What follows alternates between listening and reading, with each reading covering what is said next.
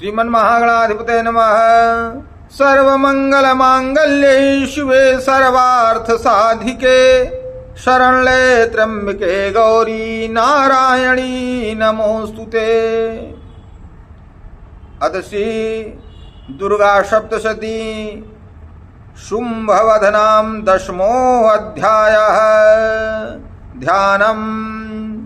ओम उत्तप्त हेमरुचिरां रविचंद्रवहिनी नेत्रां धनुषरयुतांकुशपाशशूलम् रम्यैर्भुजैश्च दधतीं शिवशक्तिरूपां कामेश्वरीं हृदि भजामि धृतेन्दुलेखाम्।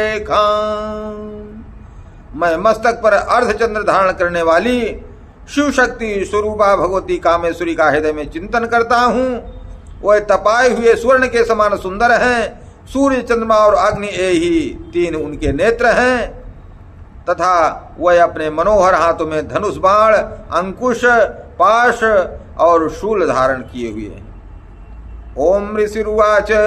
ऋषि कहते हैं, निशुम्भं निहितं दृष्ट्वा भ्रातरं प्राण संमितं हन्यमानं बलं चैव शुम्भः क्रुद्धोऽब्रवीद्वचः बलाबले पादुष्टे त्वं मा करु दुर्गे गर्वमावह अन्यासां बलमाश्रित्य युध्यसे याति मानिनी। देव्युवाच।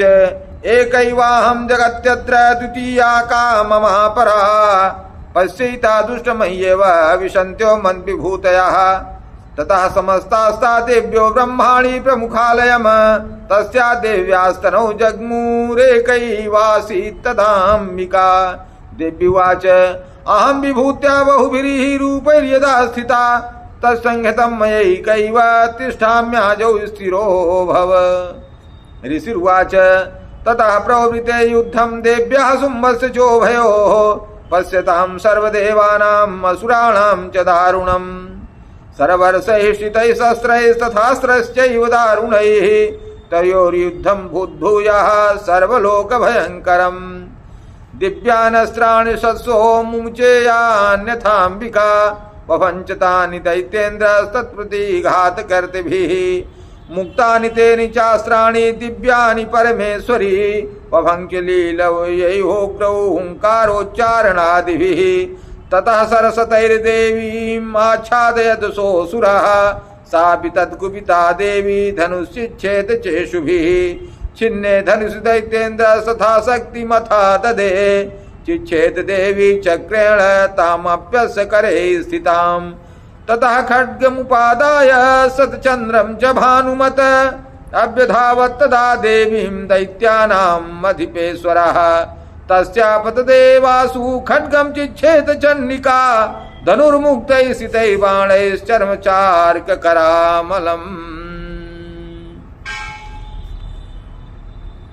हता श्वासा तदा दैत्यश्चिन्नधन्मा विसारथिः जग्राहमुद्गरं घोरम् अम्बिका निधनोद्यतः चिच्छेदापतस्तस्य मुद्गरं निश्चैसरैः तथा विशोभ्यधावत्तां मुष्टिमुद्यम्य वेगवान् समुष्टिं पातयामास हृदये दैत्यपुङ्गवः देव्यास्तं चाभिसा देवी तलेनोरस्य ताडयत तल्प्रहाराभियतो निपातमही तले स दैत्यराजः सहसा पुनरेव तथोत्थितः उत्पत्ति चाप्रज्ञोच्चैर्देवीं गगनमाश्रितः तत्राविशा निराधारा युधे तेन चण्डिका नियुद्धं खे तदा दैत्यश्चण्डिका च परस्परं चक्रुतुः प्रथमं सिद्धे मुनिविस्मयकारकम् ततो नियुद्धं सुचिरं कृत्वा तेनाम्बिका सह उत्पाद्य भ्रामयामास चिच्छेव धरणीतले सचिप्तो धरणीं प्राप्य मुष्टिमुद्यम्य वेगितः अभ्यधावत् दुष्टात्मा चण्डिका निधिनेक्षया तमायान्तं ततो देवी सर्वदैत्यजनेश्वरं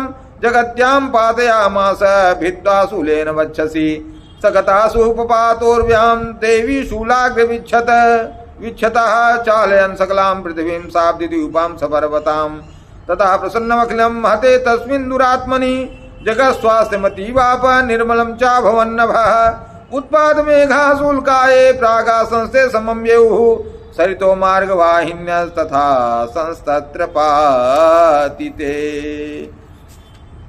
ततो देवगणाः सर्वे हर्ष निर्भर मानसाः बभूवुर्निहते तस्मिन् गन्धर्वा ललितं जगुः अवादयन् तथैवान्येन तुष्याप्सरो गणाः बभूः पुण्याः तथा वाताः सुप्रभो अभूत् दिवाकरः ज्वज्वलुश्चाग्नयः शान्ता शान्ता दिग्जनितस्वनाः।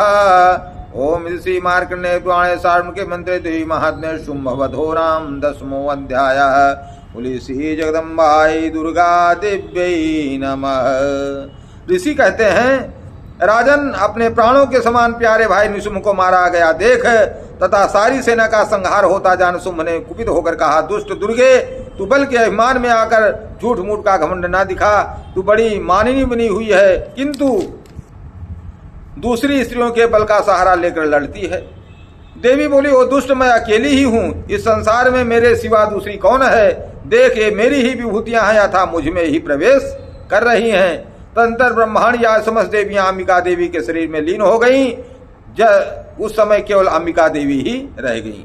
देवी बोली, मैं अपनी ऐश्वर्य शक्ति से अनेक रूपों में यहाँ उपस्थित हुई थी, उन सब रूपों को मैंने समेट लिया, अब अकेले ही युद्ध में खड़ी हूँ, तुम भी स्थिर हो जाओ। ऋषि कहते हैं, तदनंतर देवी और शुंभ दोनों में सब देवताओं तथा दानवों के देखते देखते भयंकर युद्ध छिड़ गया।